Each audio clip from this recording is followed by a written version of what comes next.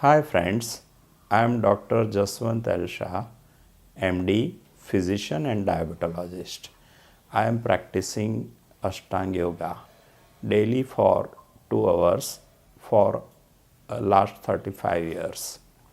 I want to share my experience and understanding of Ashtang yoga with you. As per ancient Indian philosophy, conscious energy is fundamental. It is always, everything, and everywhere. In its self development, it created different energies and particles. The combinations of energy and particles led to the development of the visual world which we see.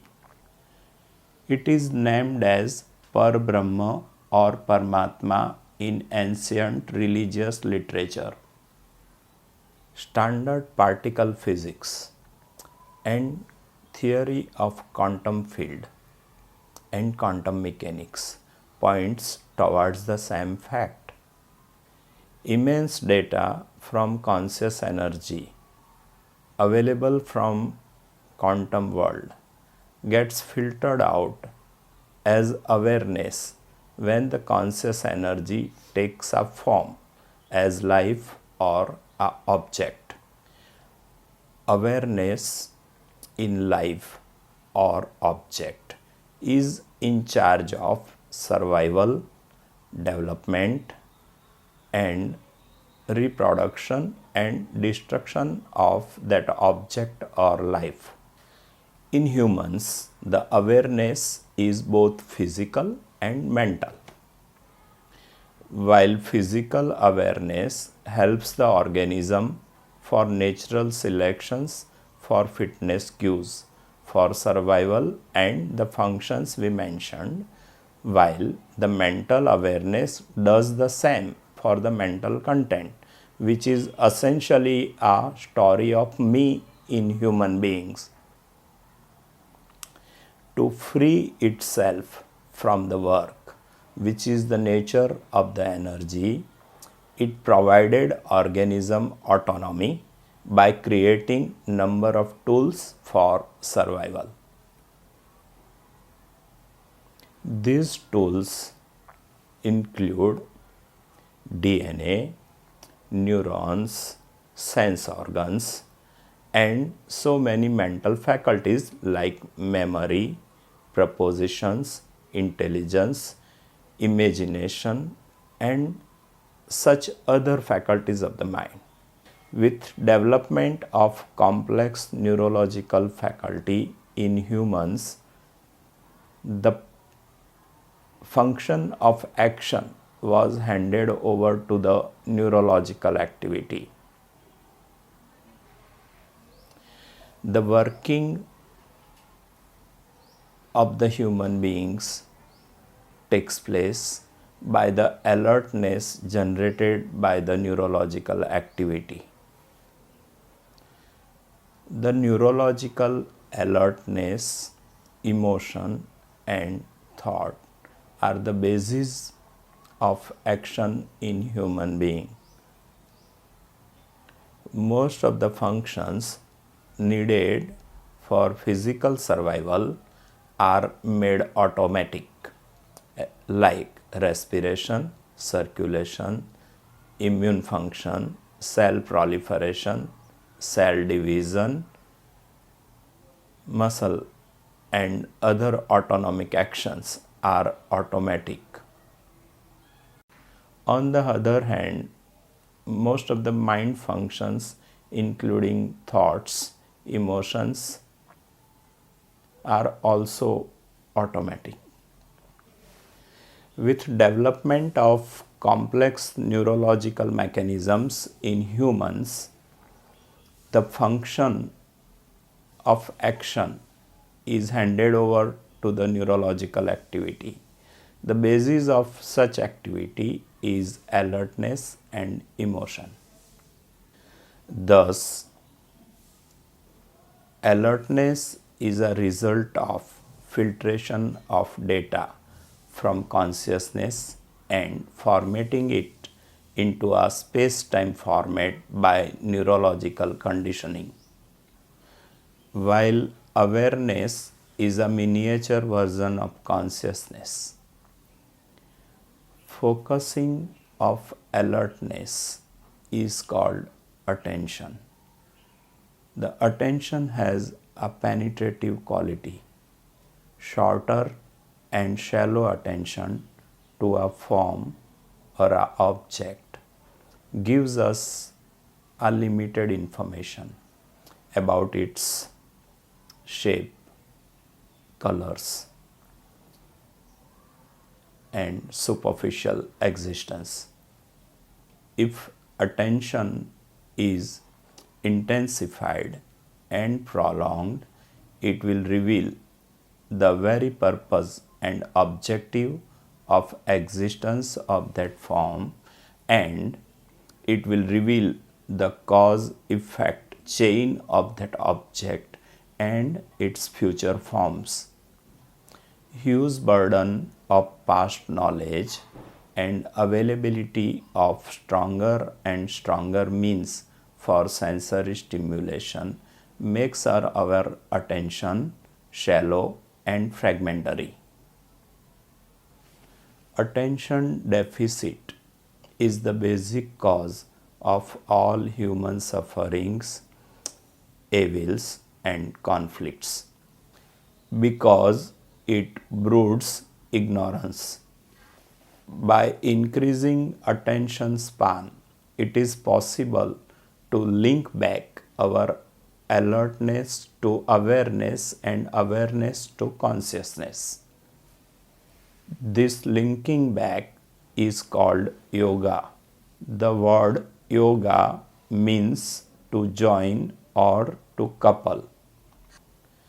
Such linking back is associated with transformation of information from consciousness to awareness to alertness. For achievement of yoga, we need prolonged attention span. For consistent prolonged attention, we need to suppress our neurological activity, emotions, and thoughts. The technique for achieving this yoga was divided into the 8 steps by Maharshi Patanjali in 2nd century BCE. The 8 means of yoga are yama, niyama, asana, pranayam, pratyahar, dharana, dhyan, and samadhi. The first one, yam, is our duty towards the world. The 5 yamas are satya, which is truthfulness, ahimsa, non-violence, achori, non-stealing, brahmacharya, right use of energy, and aparigraha, non-greedy. Violation of any of these is associated with crime in the books of judiciaries of all the countries. We need to play different roles. Roles are changing throughout our life and during the day also. The role may be as customer, client, shopkeeper, manager, administrator, politician, scientist, professionals, or any other. The purpose of our role is predefined, and if we follow the central objective of our role, the yamas will be fulfilled. For practical purpose, we will use self-blazing as our yama. We will use words and sentence to blaze us, so our attachment to body and our relationships will decrease, and we will evoke consciousness to bless us. Second step of yoga is niyam. These are also 5 in considerations. They are socha, which is cleanliness, santosh, contentment, tapa, restrainment,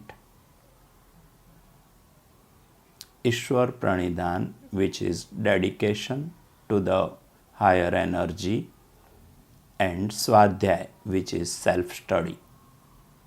Here, dedication to higher energy will mean dedication to conscious energy. We will exhibit self-worship to the consciousness which is within and without us.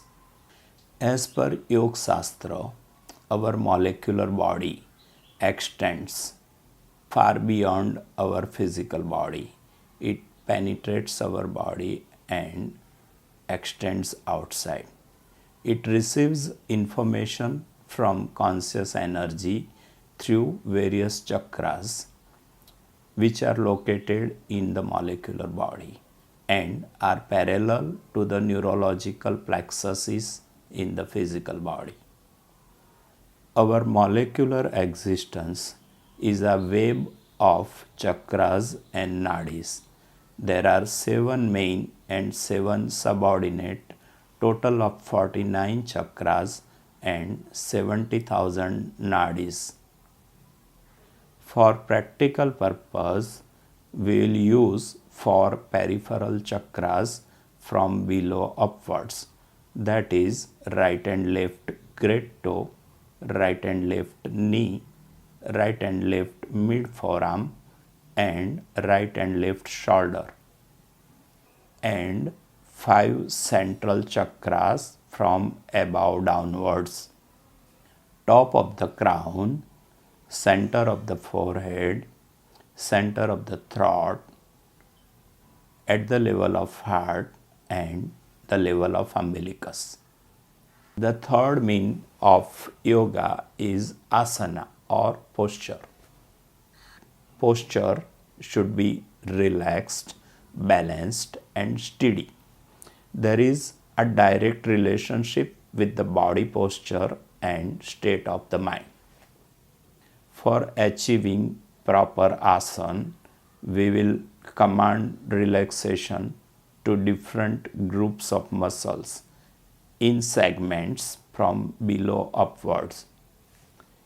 Outgoing breath is associated with relaxation, and while commanding relaxation, we should prolong the outgoing breath or expiration beyond 7 seconds. We will move our attention sequentially below upwards from right and left foot, right and left leg, right and left thigh, pelvic floor muscles, lower abdominal muscles and corresponding back muscles, upper abdominal muscles, corresponding back muscles, chest and corresponding back, right and left shoulder, nape of the neck, scalp, eyeball, face muscles and vocal cord muscles. Simultaneously, we will go on pronouncing a prolonged Om. As most of us are leading a chair-bound life, our emotions and movements are suppressed a lot.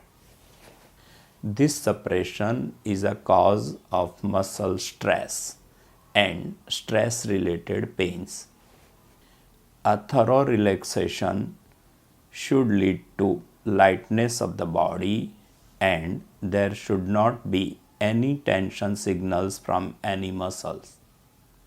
If proper relaxation is not achieved, this can be repeated over 2 to 3 times.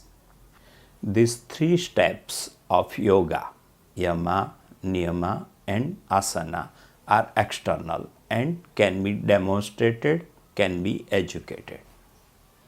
The fourth stage is pranayam. It is both external and internal, while the later four, pratyahar, dharana, dhyan, and samadhi, are internal. The word pranayam means control of prana, that is life energy. Trillions of quantum particles enter and leave the body along with the breathing. So, pranayam is considered as control of breathing. Willful external control of breath will induce internal pranayam. Here, after adequate relaxation and achievement of proper asana, we will start attending our breath. Here, in practice, we will anchor our attention to breath. The attention will move up and down along with the breath. Our attention will be continuous and we will leave no gap between in and out or out and in breath. Our attention will move with inhalation from tip of the nostril to the throat, to the upper chest, lower chest, upper abdomen, and up to umbilicus, and back from umbilicus to lower abdomen, upper abdomen, lower chest, upper chest, throat, and to the nostril. Continuing this willful attention to the breath will lead to internal pranayam.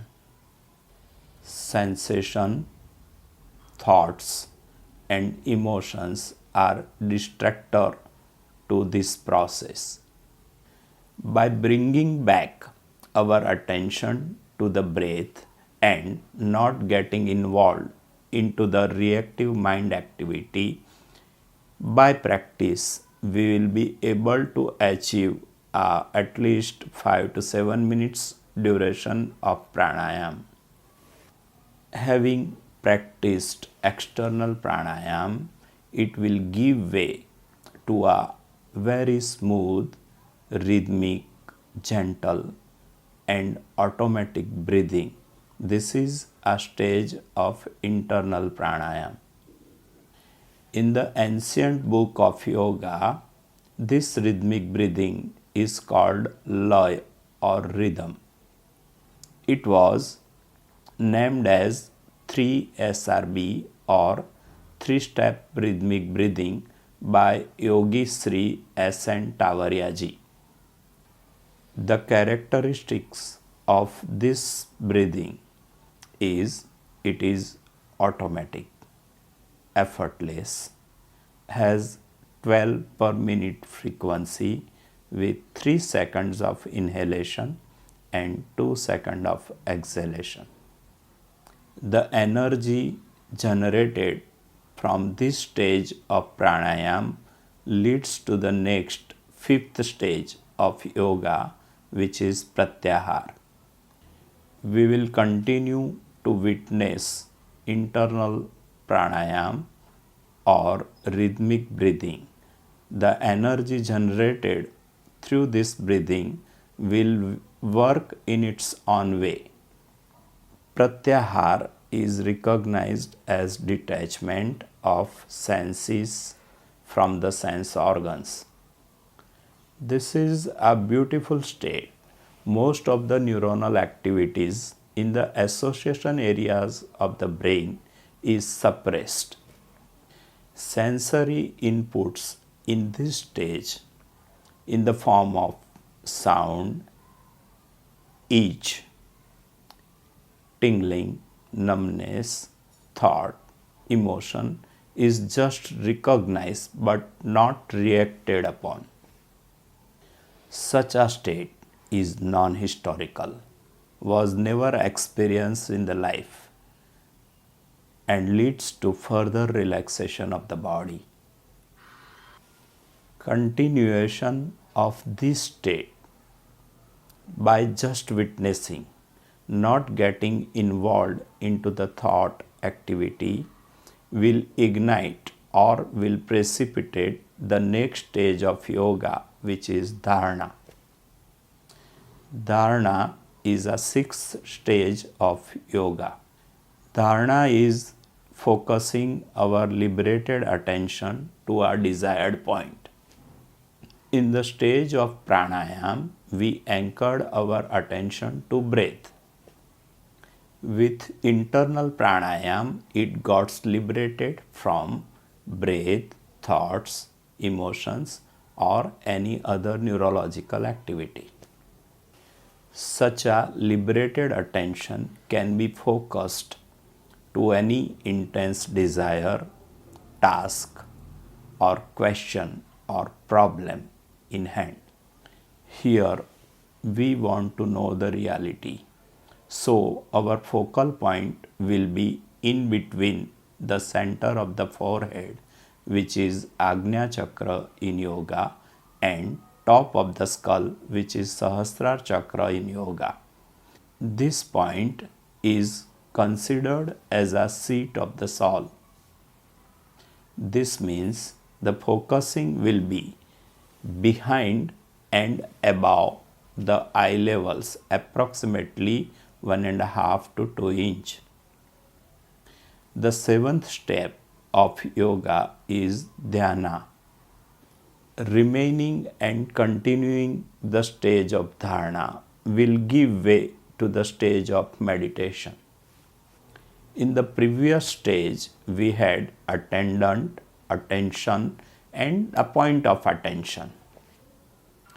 Intense, unfragmented attention in the stage of dharana leads to dissolution of the attendant into the attention and focus of attention. All three merge together. This stage of meditation, yogis had sought for a long time. Here, the neurological alertness has linked back to awareness. There is tremendous joy, peace, light, and so many other things in this stage. This is a stage of nothingness which harbors everything for a meditator. In this state, there will be visualizations in the form of audio-visual reels, which represent the buried inclinations and intention in the subconscious mind. This state of pure awareness can mirror the desires and thoughts of other minds. Many mystical experiences like near-death experiences, out-of-the-body experiences, remote hearing, etc. may take place at this stage. The eighth and the last stage of yoga is samadhi. Samadhi is solution with certitude. Prolongation of state of meditation gives way to samadhi. Whatever was focused upon in the stage of dharana is solved here. Comprehension and wisdom arises here. Problems are solved here with certitude by way of inner wisdom, which arises because of the state of samadhi. The problem solution may arise in different way. Sometimes it can be by assistance from external help. Solution may be presented in a pictorial way by soft spoken words of somebody whom we love, or by figures and faces which we know or are unknown to us. Such faces and figures were called devas in the ancient terminology.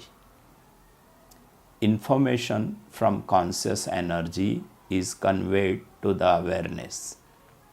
In some meditator, the same face may come repeatedly and share the knowledge from the conscious energy. These are called vahana of the gods, or they are messenger.